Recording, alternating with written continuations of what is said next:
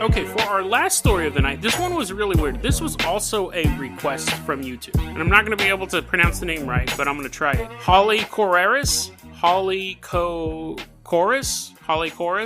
They hit me up and they said, hey, have you ever done an episode on have you ever heard of the Guatemalan stone head? And I hadn't. I looked it up and I saw the picture and I was like, oh, that's intriguing. And I kind of filed it away. Every so often I would kind of take a brief look at it and it didn't really investigate it. It was intriguing. I was like, okay, I'll do that in season 3. And today I sat down and I said, I'm gonna do Guatemalan stone head. I've been doing some changes with the stories this week because some stuff has popped up, Thanksgiving conspiracy and all that for tomorrow. So I was kind of looking for a good meaty story to tell today.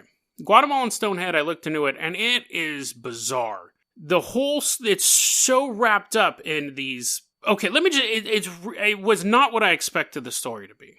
But let's get into the basics. So the Carpenter copter we have to leave in Iran because the dirtiest man in the world was sleeping in it, and it smells like rotting porcupine meat. So now we're going to have to take now we're stuck again with the dead rabbit rowboat. So it is a long journey. From Iran to Guatemala. We're going to row all the way from the desert of Iran somehow to Guatemala. It's a long journey, but we get to know each other better. And he gave us an ample supply of dried animal poop to smoke, so we are ripped.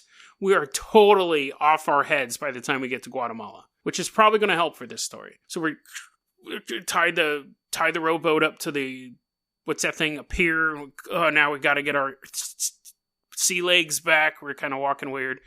Severely vitamin C deficient. We both have scurvy. But now we're on land. We're in Guatemala. We're going to go get a beer and a bunch of oranges. We're going to eat a ton of limes now. So anyways, we're on the land. We're in Guatemala. 1987, Dr. Oscar Rafael Padilla Lara got a picture.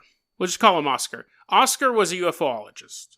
So he was a guy, he was into conspiracy theories and UFOs and all that stuff. He gets a picture, and there's a picture of a little Volkswagen Bug parked next to a giant stone head somewhere in the jungles of Guatemala, is what is the letter included with the picture says. It's somewhere in the jungles of Guatemala. Now, what's interesting about the face of the stone head, it has Caucasian features. So it has like a sharp nose, thin lips, high cheekbones.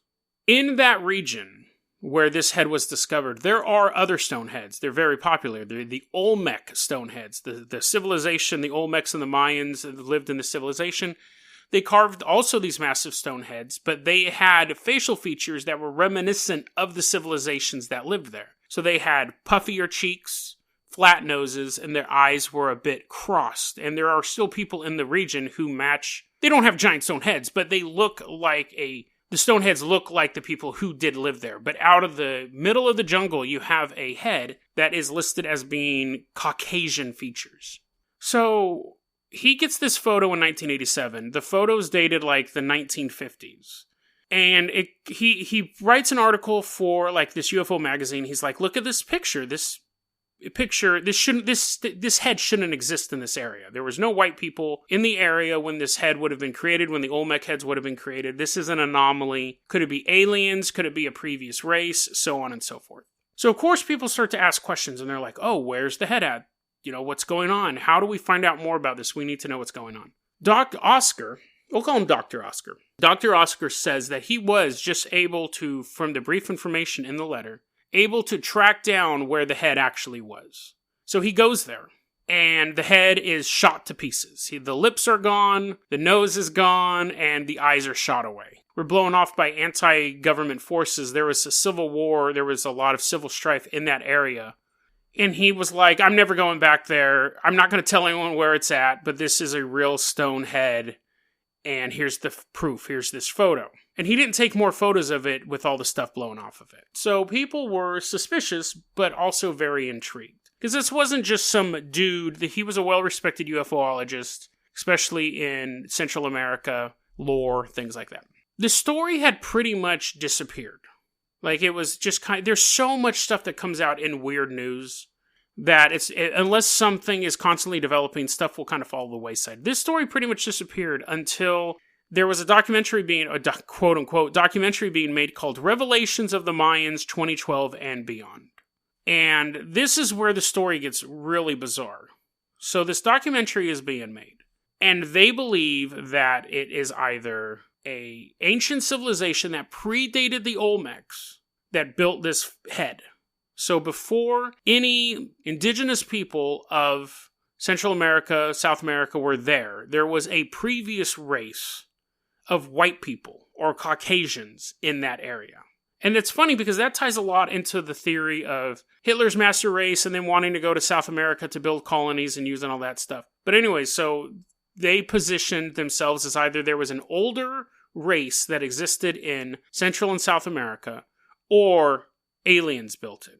This documentary, they got a letter from Guatemalan archaeologist Hector E. Maggi. And this is what the letter said. I certify that this monument presents no characteristics of Maya, Nahuatl, Olmec, or any other pre-Hispanic civilization. It was created by an extraordinary and superior civilization with awesome knowledge of which there is no record of existence on this planet. That's quite the bold letter. So, what's funny was that this documentary was going to be made. They got this letter going out. Theories now, again, were starting to fly. Was this stone head created by the Olmecs? And it's an anomaly? Is the stone head proof of an older civilization? The fact that the stone head is slightly looking up, is it proof that it's looking for aliens? They have the alien race that are known as the Pleiadians, which are Aryan. They're white and blonde hair and all that stuff. We'll get into them in a later episode, but the idea that it could be modeled on them. So here, this story was, when I was researching it, I was like, okay, Stonehead, different theories. I read an article, and the first article I read, they were kind of like, this is kind of weird, this is kind of weird. As I kept reading more articles, the stories just got weirder and weirder. So, the documentary, Revelations of the Mayans 2012 and Beyond, was being made by Raul Julia's son, which I don't know why I think that's funny, but I think it's funny. Because whenever I think of Raul Julia, I think of Street Fighter the movie. Everything else he did, that's all I can remember is Street Fighter the movie. Anyway, so Raul Julia's son, M. Bison's son, is making this documentary. They include that letter by Hector E. Maggi. Hector eventually says, the letter that they presented was completely altered. I never saw the statue. I never visited the site. I saw the photograph. He goes, I don't believe it's anything extraordinary at all. So the documentary actually cast more doubt on the fact that this head even existed at all, because all anyone had was this photo. Now, there were other researchers who were looking into this over the years. No one could ever find it because it was just basically an undated photo that one guy said that he visited but wouldn't tell anyone where it was at. And there were researchers who were looking at it saying, this is proof of the white master race, that white people existed here long before anyone else. And then I guess if they're the master race, somehow they died off. But anyways, this is proof of that. Other people were like, this is proof of aliens. Other people said, no, there's an archaeological reason. There must have been other Olmecs who made this head for whatever reason. Lost in all of the shuffle, predating even the photograph from the 1950s, the answer was there. And a lot of these researchers could easily access this information, and they either weren't, or they saw it and just completely disregarded it. This is the tale of the Guatemalan stone head. It actually did exist. The photograph is real. It is a real stone head in the middle of Guatemala. In 1941-1942, the Carnegie Institution Reconnaissance Survey was going through the area, taking notes of everything. They came across the story of a guy in 1936 who used soft volcanic pumice and carved a monument to his dead wife on his farm. When the Carnegie, they weren't there specifically to look for the stone head. They were just doing reconnaissance of the area, archaeological stuff, history stuff, all that stuff. They come across the stone head. They talk to people, they go, hey, what's that doing that? People in town are like, oh, Joe made that.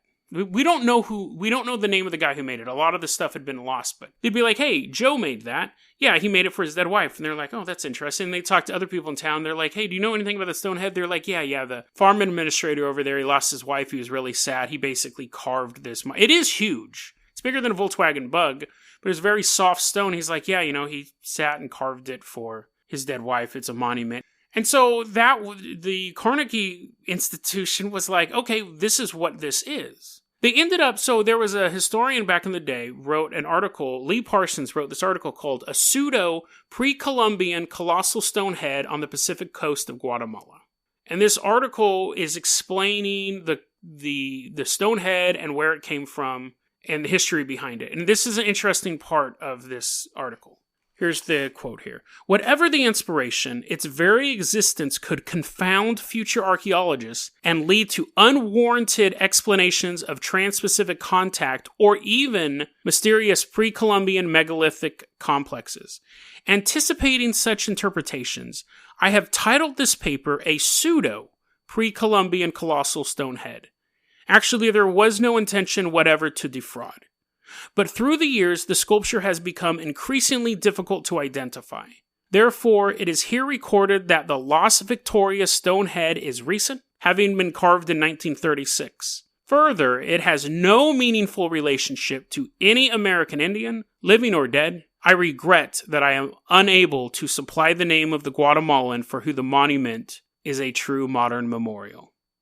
So the person who made it, his name has been lost, and unfortunately the person who it was made as a memorial for was lost. Apparently there was a plaque at one time at the base of the stone head. The plaque's gone. And the idea that it got shot to pieces by anti-government forces, the theory is that it was soft pumice. So really it wouldn't have lasted the ages. Just erosion will take care of it. But this Lee Parsons was like, listen, I know what's going to happen. People are going to stumble across this stone head and they're going to think that it is proof of something that it's not. This was a modern memorial that was made, but he knew how historians and archaeologists and stuff like that would think, and he's also thinking 100, 200, 300 years in the future. Like, again, the nose is gone, the lips are gone, the eyes are gone, but it's still different looking enough, and they were going to be like, this is proof of something, we don't know what it is, we're going to start looking into it, and he's like, no, don't. I'm writing this.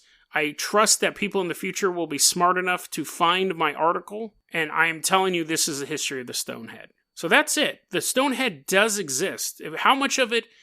It's possible that Dr. Oscar went there and saw the head, and it had been either blown up, piece of it blown up, or just because it's softer stone, parts of it were eroding away. His story may be true that he went there and he's like, it's too violent here. He could have went there and realized, this is more modern than it looks in the picture. So I'm just not going to tell anyone where it's at. And it is weird that he didn't take any additional photos to go all the way out there and not take any. I mean, we rode all the way from Iran. He just showed up in a car and couldn't even take a photo. There are still people who believe that this story is a cover-up. That the stone head is actually from an ancient white Caucasian civilization or aliens. And this story that was planted 20, 30 years before the UFO story even started. That this story is fake. I mean, you would really have to do some, vast retconning. This was a really enjoyable story to research because, again, I went in thinking, there's going to be the stone head. There's not going to be, the questions are going to be who built it, why, and when. There's going to be no answers. And it actually turned into this winding mystery that actually has a conclusion, which my favorite mysteries, my favorite conspiracy mysteries, true crime, paranormal, are the ones that have a definite conclusion. This is what happened. The open-ended ones are fun to speculate on, but when you can actually go back and say, this is real and this is what happened, and there's no real speculation behind it, that is what I find the most fun researching. Because there's an end. Just like this is the end of today's podcast. That was a clip from our daily podcast, Dead Rabbit Radio. Dead Rabbit Radio is available anywhere that you listen to podcasts. It's daily paranormal, conspiracy, and true crime news. If you want to hear the full episode that this clip came from, check the link below. Please like and subscribe. And hit that little bell, too. That does some magical stuff. Thanks, guys.